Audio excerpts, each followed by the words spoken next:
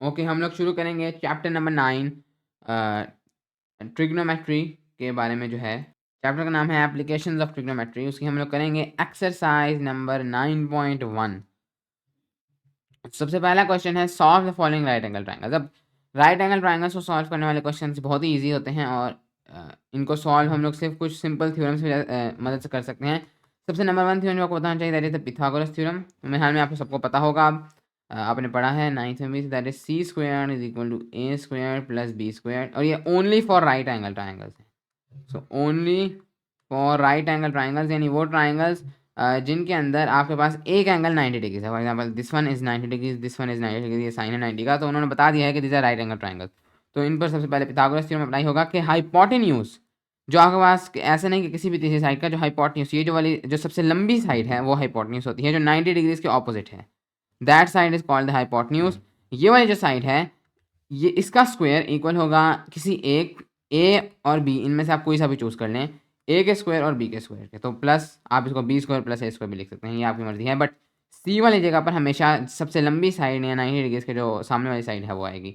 Number 1 theorem ये है जो यूज़ किया जाता है। इसके अलावा ये तो साइड्स के लिए, इसके अलावा जब आपको एंगल्स पता हो तो उसके अंदर आपके पास ये 3 प्रॉपर्टीज इनके बारे में आपने पढ़ा होगा। This is sine of theta is equal to opposite over hypotenuse, cosine of theta is equal to opposite, so this is SOHCAHTOA. So cosine is adjacent over hypotenuse, so this is adjacent over hypotenuse, and then the tan theta is opposite over adjacent.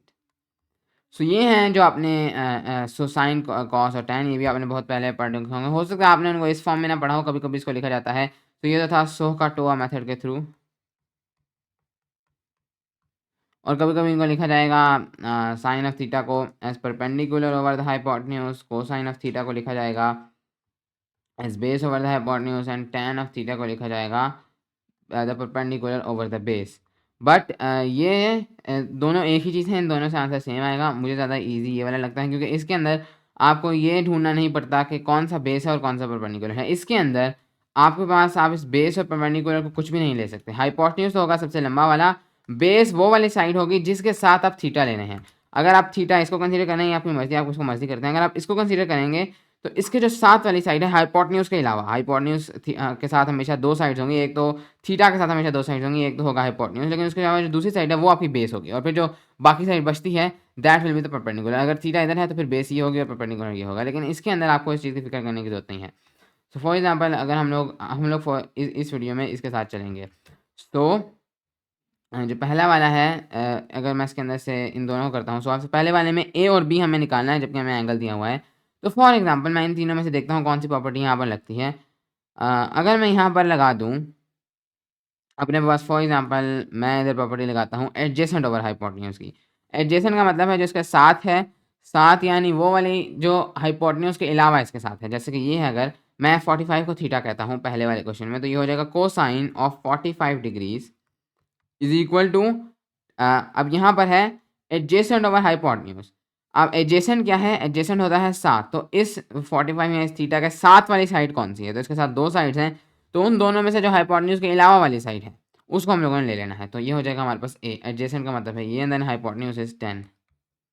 तो ये हो गया हमारे पास cosine. अब क्योंकि cos of 45 की एक fixed value है जो आप कैलकुलेटर से ले सकते हैं, तो आप यहाँ पर ले लेंगे, that is square root of 2 divided by 2, इधर 10 को ले आए, सो ये हो जाएगा आपके पास ए के बराबर। So a will be equal to square root of 2 divided by 2 multiplied by 10। इसका आंसर है 5 स्क्वायर रूट ऑफ 2 यूनिट्स। तो उन्होंने कोई यूनिट्स आपको नहीं दिए थे, तो आप उससे लिख देंगे यूनिट्स। तो ये जो है आपके पास ए की वैल्यू है पहले वाले में, so a is 5 square root of 2 units. तो जब उन्होंने कहा है सॉल्व, तो इसका मतलब आपने तमाम चीज़ें निकालनी है, ये वाला एंगल भी निकालना है और बाकी ये वाली साइड भी निकालनी है। सबसे पहले ये वाला angle is going to be 45 degrees, because ये है 90, ये है 45, तो तीनों को ऐड करके जब 180 आता है तो ऑटोमेटिकली ये 45 हो जाता है, आप इसको चेक कर सकते हैं। देन फाइनली हमें जो बाकी चीज़ निकालनी है वो ये वाली है B.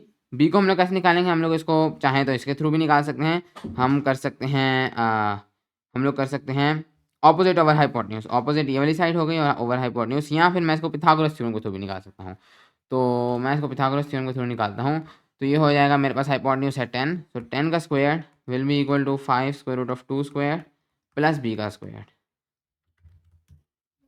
So 100 will be equal to 5 square root of 2 squared 50 plus b squared. 50 will be equal to b squared and b will be equal to square root of 50, that is also going to be 5 square root of 2. तो a और b equal होंगे। तो हमने अपने triangle को solve कर लिया है, a भी निकाल लिया, b भी निकाल लिया, एंड तीसरा एंगल भी निकाल लिया, दैट इज 45 डिग्रीज। तो पहला वाला राइट एंगल ट्राइंगल सॉल्व हो चुका है, यानी इसकी तमाम वैल्यूज हमें पता है। उसके बाद ये दूसरा दिया हुआ है, इसको भी हम आसानी से सॉल्व कर सकते हैं। तो इसके अंदर हमें अगेन दो साइड्स निकालनी है, और ये वाला एंगल तो अगेन आप 180 करके इसको निकाल सकते हैं, मैं निकालता हूँ। यानी मुझे करना है 180 में से 90 और 60 7.3 को माइनस, तो हम लोग कर लेते हैं, that is going to be 22.7 degree. तो जब ये आ गया है उसके बाद आपने ये निकालना है, तो थ्रू साइन कोसाइन या tan जो आपके पास ख्याल में फिट बैठेगा उसके थ्रू आप इसको निकाल सकते हैं। मेरे ख्याल में ये आप खुद कर सकते हैं। ओके, हम लोग चलेंगे नेक्स्ट क्वेश्चन पे। नेक्स्ट क्वेश्चन है question number 2, solve the right angle triangle in which C is equal to 90। तो अगेन अब ये उसी तरह का क्वेश्चन है, आपके पास ए बी सी ट्राइंगल है जिसके अंदर एक एंगल 90 है। सो उन्होंने कहा सी इज इक्वल टू 90, तो इसको मैं सी कह देता हूँ, इसको ए कह देता हूँ। सो दिस इज 90। तो इसको हमने अगेन सॉल्व करना है, हम ऑलरेडी कर चुके हैं। मेरे ख्याल में मैं इसका आखिरी पार्ट कर देता हूँ। तो इसके अंदर हमारे पास ए, अब ये रूल होता है कि जो भी आपके पास वर्टेक्स का नंबर है उसका जो ऑपोजिट वाली साइड है वो उसका स्मॉल लेटर होगा। So this is A capital, तो ये वाली side will be A small. This C capital, तो ये वाली side will be C small. This is B capital, तो ये वाली साइड विल बी बी। तो ये बस एक स्टैंडर्ड है। तो इसके अंदर सबसे पहले आपके पास ए है 10.2, so this is going to be 10.2। C है आपके पास 20.4, तो आपने इसको सॉल्व करना है। तो सॉल्व करने का मतलब बाकी सारी चीज़ें निकालनी। सबसे पहले बी निकालते हैं, तो द पिथागोरस थ्योरम, तो c square is equal to A square plus B square. C will be the 90 के जो सामने वाली साइड है, that is the hypotenuse.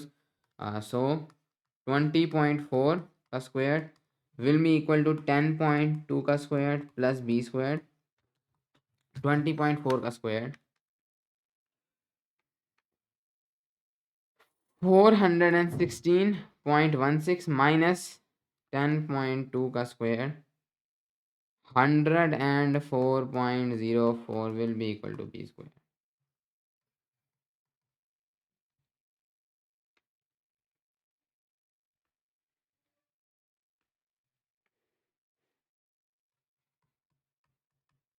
Three hundred and 14.12. B will be equal to the square root of 314.12.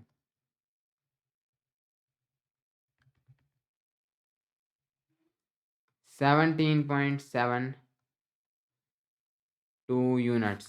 सो ये है आपके पास B की side.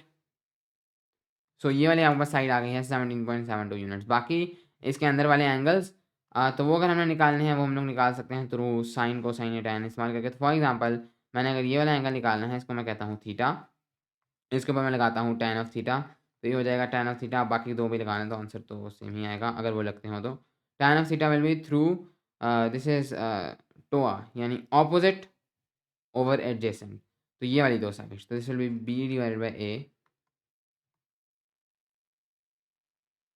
ये हो जाएगा आपके पास बी है हमारे पास 17.72 divided by a, that is 10.2। So आपके पास जो टैन ऑफ थीटा होगा वो आपके पास होगा 17.72 डिवाइडेड बाय 10.2। सो ये आपके पास हो जाएगा 1.73, and then in degrees mode आप थीटा को ले लेंगे as tan inverse of 1.73। So आपके पास जो फाइनल ये वाला एंगल आएगा this will be tan inverse, आप कैलकुलेटर पे करेंगे इन डिग्रीज मोड, तो 1.73 59.9 या 60 डिग्रीज, अप्रॉक्सीमेटली 60 डिग्री। तो ये वाली साइड है आपके पास 60 degree, so theta is equal to 60 degree. आप चाहें तो आप इसको भी थ्रू दिस मेथड निकाल सकते हैं, लेकिन इसको चलें हम लोग उस तरह निकाल लेते हैं कि 180 इन सब का सम होगा।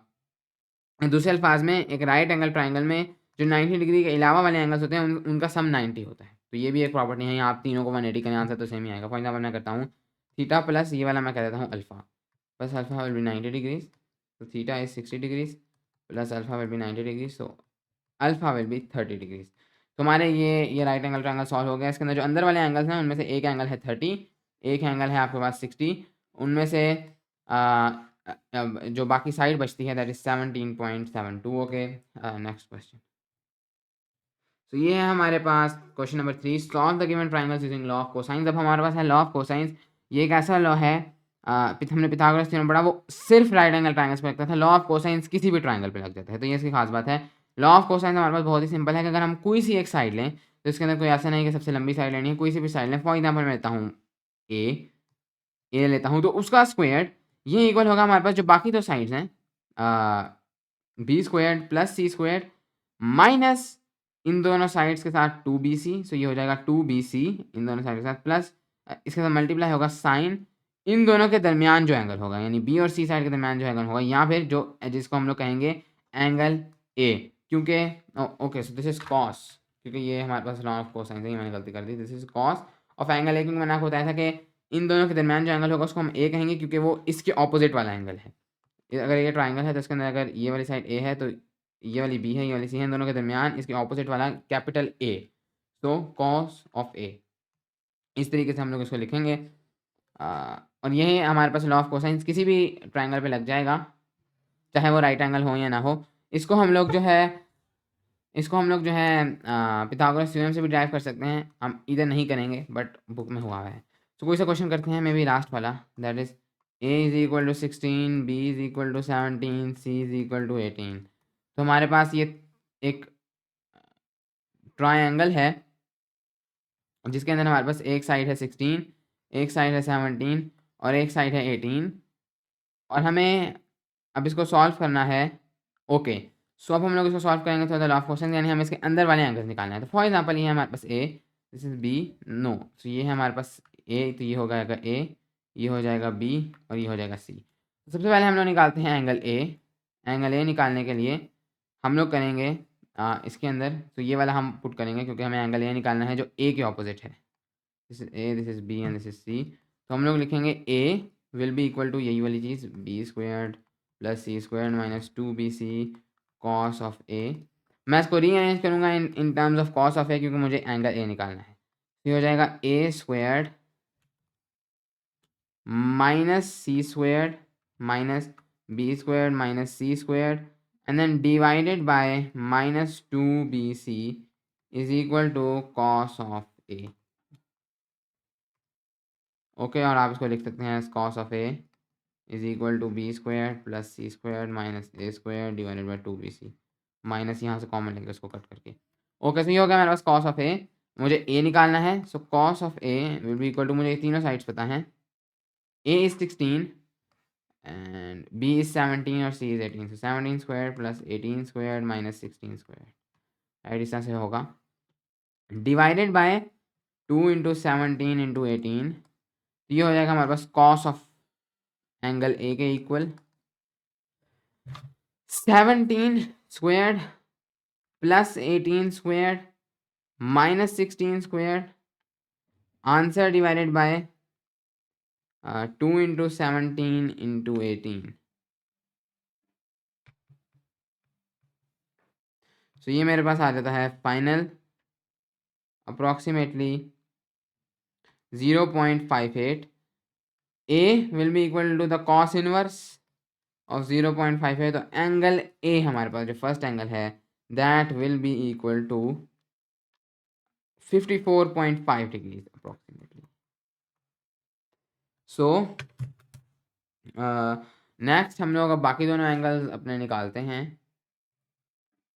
दूसरा एंगल निकालते हैं हम लोग अब कॉस कॉस ऑफ बी लगाएंगे, इधर निकालते हैं। सो अब हम लोग लिखेंगे, अच्छा आप ये हम लोग जो हमारे पास है लॉ ऑफ कोसाइन, हम उसको इस तरह से भी लिख सकते हैं। एक तो वो फॉर्म है, यहाँ हम इस तरह लिख सकते हैं, एंगल का आप लोग कोसाइन लें तो वो इक्वल होगा आपके पास वो जो दो साइड्स हैं जिनके वो दरमियान है, उन दोनों को ऐड कर दें, उनके स्क्वायर के अंदर माइनस कर दें वो साइड जो अलग है, एंड देन उसके 2 और वो जो दोनों एंगल जिनके दरमियान है उसको कर दें। यानी कि मैं डायरेक्ट इसको लिख सकता हूँ इसको कॉस ऑफ पी, ये मेरे पास इक्वल हो जाएगा A square plus C square इन दोनों के दरमियान है B minus B square divided by 2ac।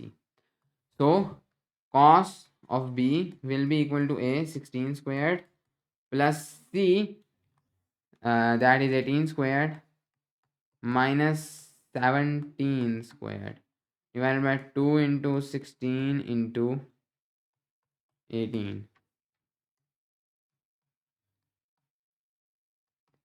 सो ये मेरे पास हो जाएगा 16 का square plus 18 squared minus 17 squared, ये हो जाएगा 291. 2 into 16 into 18 576. 291 divided by 576. 0.5 b will be equal to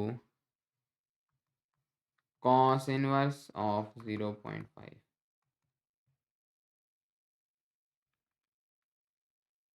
60. तो हमारे पास तो दूसरा एंगल है 60 डिग्री. तीसरा आप लोग चाहें तो again law of cosine use कर सकते हैं, या आप लोग डायरेक्टली 180 का रूल लगा के भी यूज कर सकते हैं. तो फॉर एग्जाम्पल मैं 180 का रूल लगा करता हूँ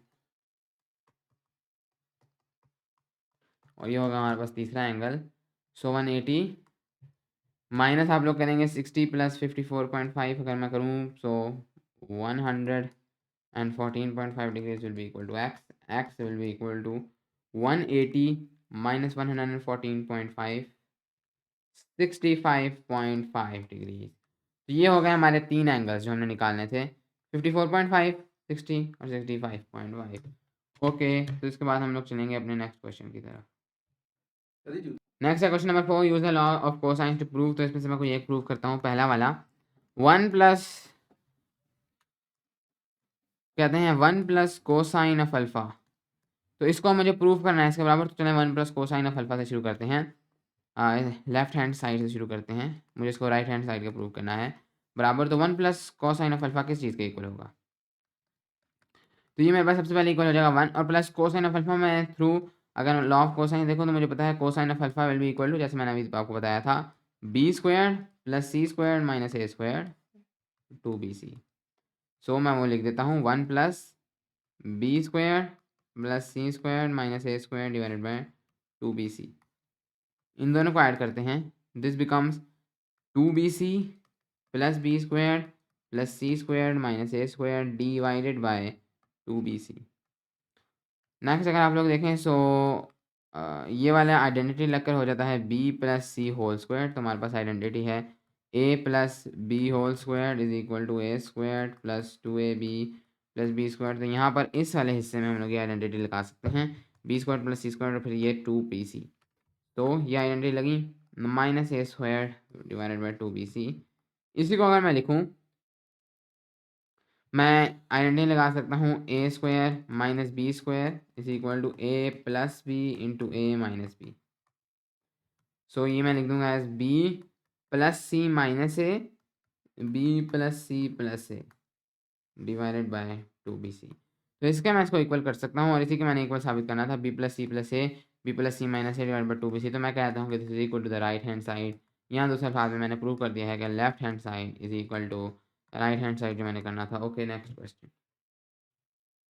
find the measure of the smallest angle of the triangle whose sides have the following lengths. तो ये साइड्स हैं इनका, हमें सबसे स्मॉलेस्ट एंगल निकालना है 6.1, 8 या 9.4. तो ये कैसा ट्रायंगल है. स्मॉलेस्ट एंगल हम लोग इसी तरह से निकालेंगे. स्मॉलेस्ट एंगल होता है जो स्मॉलेस्ट साइड होती है उसके जो सामने वाला एंगल होता है एक ट्रायंगल में. This is 8, this is 9.4, this is 6.1. इन जो 6.1 के सामने वाला एंगल है वो हमने निकालना है. तो वो हम लोग कैसे निकाल सकते हैं. हम लोग यहाँ पर यूज़ कर सकते हैं द लॉ ऑफ कोसाइंस. तो इधर हम लोगों ने ये वाला एंगल निकालना है. मैं इसको कहता हूँ ए. तो ये हो जाएगा ए, ये हो जाएगा बी, ये हो जाएगा बी, इसको मैं कहता हूँ सी, ये हो जाएगा सी. सो अगर मैंने ए निकालना है तो मैं लिख सकता हूँ कि कोसाइन ऑफ ए, ए जो हमारे पास स्मॉलेस्ट एंगल है 6.1 के सामने वाला, that will be equal to वही b square plus C square minus A square divided by 2bc. So cos of a, b है हमारे पास 9.4, सी है हमारे पास 8, 6.1 है हमारे पास 1, 6.1 है हमारे पास ए.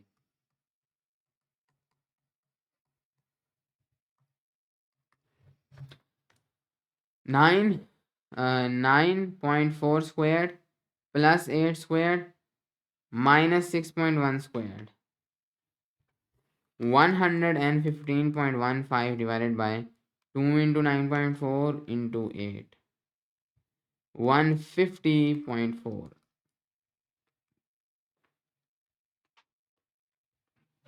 सो ये हमारे पास आ जाता है 0.77।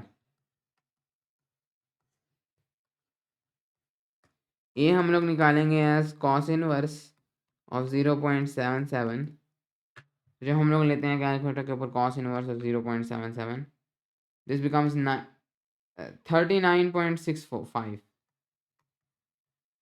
तो इस ट्राइंगल में सबसे smallest angle is 39.65 degrees. Okay, next question. Find the unknown angles and sides of following angles using the law of science. ये नेक्स्ट है लॉ ऑफ साइंस। एक क्वेश्चन करते हैं, क्वेश्चन नंबर 3 फॉर एग्जाम्पल करते हैं। सो अब लॉ ऑफ साइंस क्या है? लॉ ऑफ साइंस बहुत ही सिंपल है। लॉ ऑफ कोसाइन से इजी है कि कोई भी ट्राइंगल के अंदर एक साइड का साइन डिवाइडेड बाय जो साइड के सामने वाला एंगल है वो इक्वल होगा, वो एक कांस्टेंट होगा। तो ए, मैं कोई साइड लेता हूँ ए, साइन ले लेता हूँ उसके सामने वाले एंगल का, ये होगा हमारे पास इक्वल टू बी, और बी के सामने वाले। तो ये हमारे पास लॉ ऑफ साइंस, यहाँ ये इक्वल होगा सी और साइन ऑफ सी। तो simply this is law of science. Question number हम लोग 3 देखें तो इसके अंदर वो हमें कहते हैं find the unknown angles and side of. तो अननोन कौन से हैं? सबसे पहले ये वाला एंगल जैसे अननोन, तो ये तो मैं निकाल दूंगा थ्रू, ये तो मैं डायरेक्ट 180 लगा कर भी निकाल सकता हूँ। सो ये वाला मैं निकालता हूँ एंगल आर। सबसे पहले 33 प्लस 45, 180 में से 78 माइनस करूंगा, तो दिस इज 102। तो एंगल ऑफ आर तो हो गया 102 डिग्रीज। सो ये तो हो गया 102 डिग्रीज। इसके बाद ये वाला भी निकाल देता हूँ। सो ये वाला अगर मैं निकालूँ 35 प्लस 90, तो ये हो जाता है 125, 180 माइनस 125 विल बी 55 डिग्रीज। तो एंगल ऑफ एस हो गया 55 डिग्रीज। ओके, जब हमारे पास ये निकालना है तो सबसे पहले मैं निकालता हूँ क्यूपी की लेंथ, इस वाली साइड की लेंथ। तो इसको मैं कह देता हूँ just for the sake of this video x. X नहीं बल्कि स्मॉल एस कहता हूँ, क्योंकि एस के सामने वाली साइड, दिस स्मॉल एस। तो बहुत ही सिंपल है, मैं यहाँ पर कह सकता हूँ कि एस डिवाइडेड बाय ये जो एंगल है दैट इज 55 डिग्रीज, इसका साइन इज इक्वल टू ये वाली साइड दैट इज 6.7 सेंटीमीटर्स और इसके सामने वाला angle that is 90 degree. Okay, तो जब मैं ये कहता हूँ तो अब मैंने सिंपली एस को यहाँ पर सॉल्व करना है। Sine of 55 0.81 S divided by 0.81 6.7 centimetres divided by 90 degrees. Cross multiply करते हैं, so this becomes 90s is equal to 6.7 multiplied by 0.81 5.427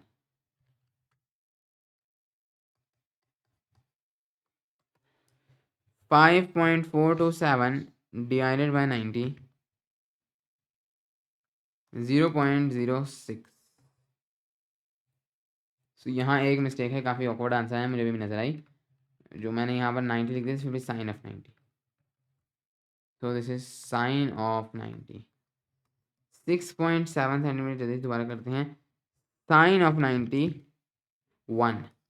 तो ये मेरे पास हो जाता है S will be equal to 6.7 centimetres into 0.81। तो 6.7 इंटू 0.81 विल बी 5.427। तो 5.427 सेंटीमीटर हमारे पास लेंथ है इस साइड की, 5.427 सेंटीमीटर्स उन्होंने हमें यूनिट्स दिए हुए हैं। ओके, देन हमें ये वाली साइड निकालनी है। आप इसको चाहे थ्रू द पाइथागोरस थ्योरम में निकाल सकते हैं, बिकॉज दिस इज 90 डिग्रीज। तो बट एनीवेज यहाँ पर मैं इसको थ्रू लॉ ऑफ साइंस ही निकालता हूँ, उन्होंने लॉ ऑफ साइंस के थ्रू कहा है। तो अगर मैं इसको सॉल्व करूँ फॉर दिस साइड, मैं कह सकता हूँ अगेन के 6.7 centimetres divided by sine of 90। अब अगेन ये इक्वल होगा मेरे पास, क्योंकि मैंने निकालनी है ये वाली साइड। सो ये मेरे पास इक्वल होगा, इसके सामने वाला एंगल है 35, तो ये मेरे पास इक्वल होगा ये वाली साइड, इसको मैं कहूँगा small P, right. P divided by sine of जो इसका सामने आएगा 35 degrees. Okay 6.7 centimetres divide by 1 sine of 35 0.57 573 574। Okay then मैं क्रॉस मल्टीप्लाई करता हूँ 6.7 सेंटीमीटर मल्टीप्लाइड में 0.574 इज इक्वल टू पी या P is equal to 6.7 multiplied by 0.574 3.84।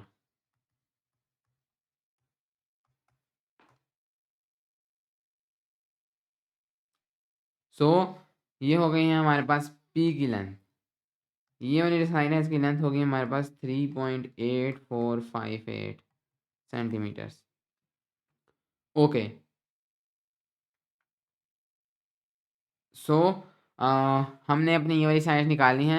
हम लोग चाहें तो ये वाली साइड भी निकाल सकते हैं। तो सबसे पहले हम लोग ये वाली साइड से निकालते हैं इसी तरीके से, बल्कि मेरे ख्याल में चलिए निकालते हैं। सो ये हो जाएगा मेरे पास अगेन इस वाले को मैं यहाँ अभी के लिए पी ही कह देता हूँ क्योंकि ये भी पी के सामने है। पी के सामने दो साइड्स हैं इधर। तो ये मेरे पास हो जाएगा P divided by sine of 33। इसको भी मैं साइड क्यू कह देता हूँ। विल बी इक्वल टू नहीं इसको तो साइड क्यू नहीं कहेंगे, this will be side S. Yes so this will be equal to 6.7 centimetres और इस तरफ इसके सामने है 102 degrees.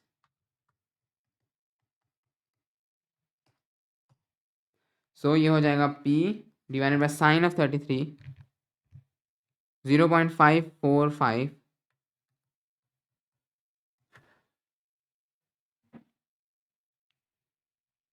6.7 centimetres divided by sine of 102 0.978। So P will be equal to, पहले इसको डिवाइड करते हैं 6.7 डिवाइडेड बाय 0.978 6.85 मल्टीप्लाइड बाय 0.545।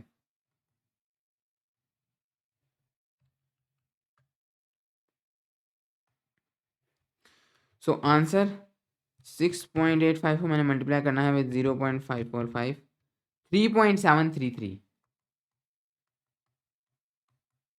तो ये वाली जो साइड है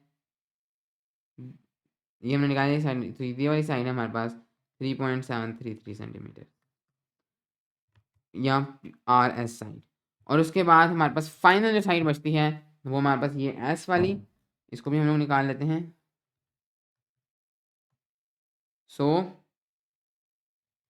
S divided by sine of 45, इसके सामने जो एंगल है अगेन मैं कह सकता हूँ 6.7 सेंटीमीटर।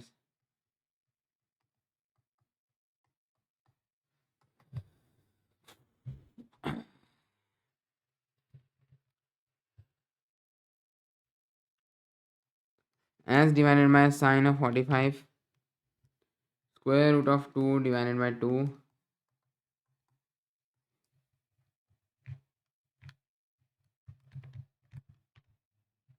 0.978।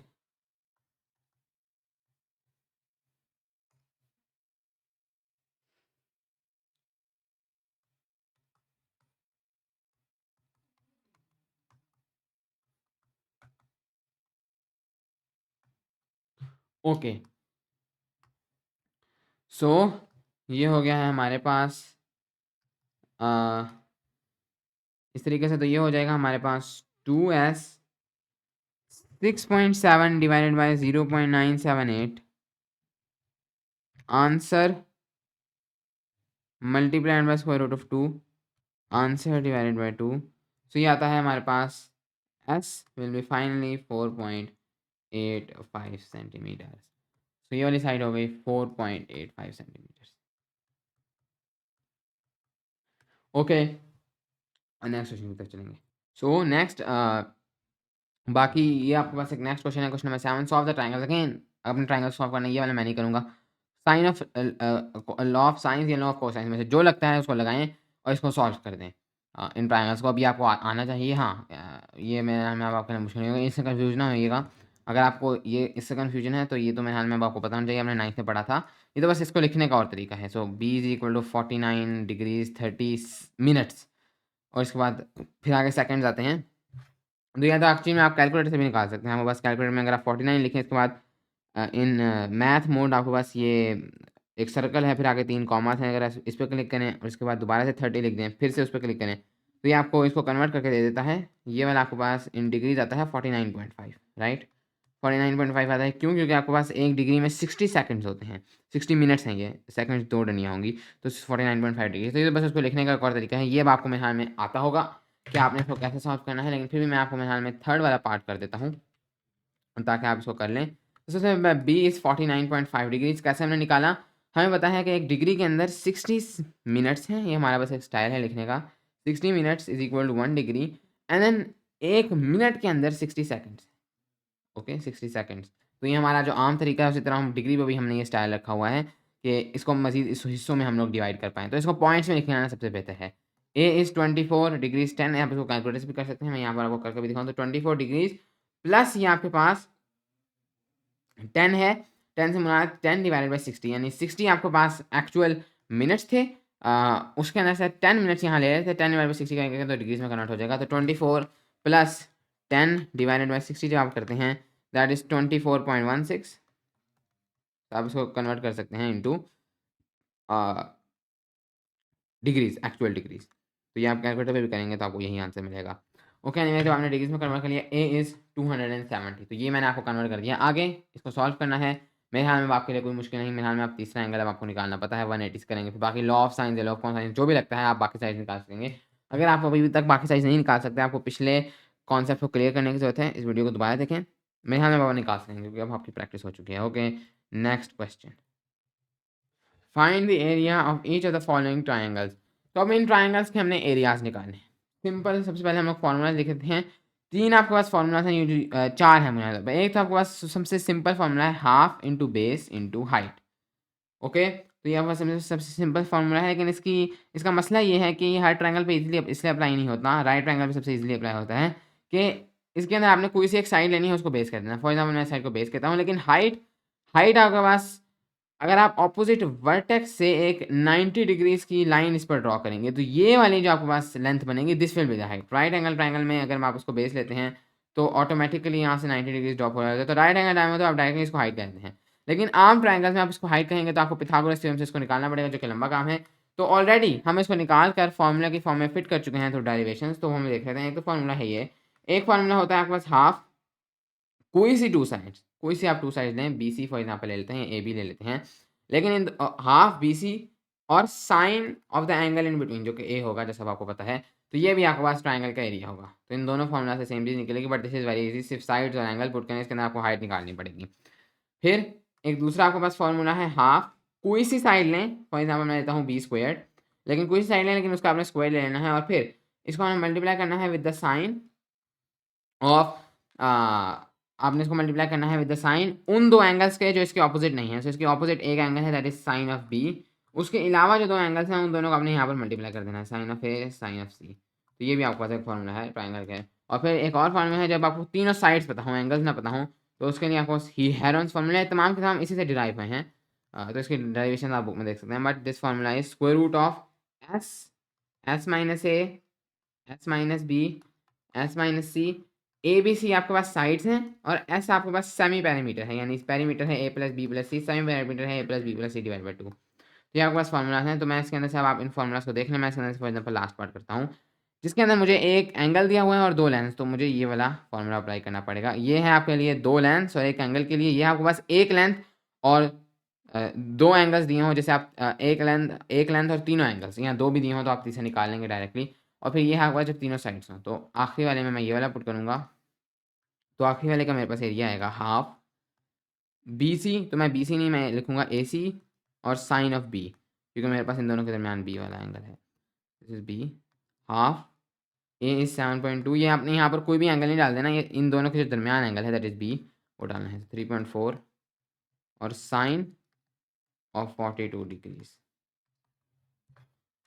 7.2 into 3.4 half 24.48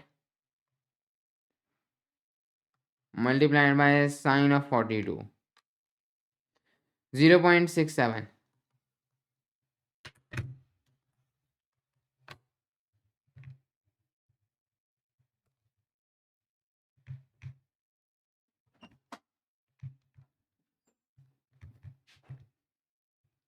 तो आंसर आपके पास आ जाएगा 8.2. तो इसका आपके पास एरिया होगा इस ट्राइंगल का 8.2 units square. Okay. A new home owner has a triangle shape backyard. एक घर का मालिक है, उसका जो बैकयार्ड है यानी पीछे वाला जो ग्राउंड है वो एक ट्राइंगल की शेप में है.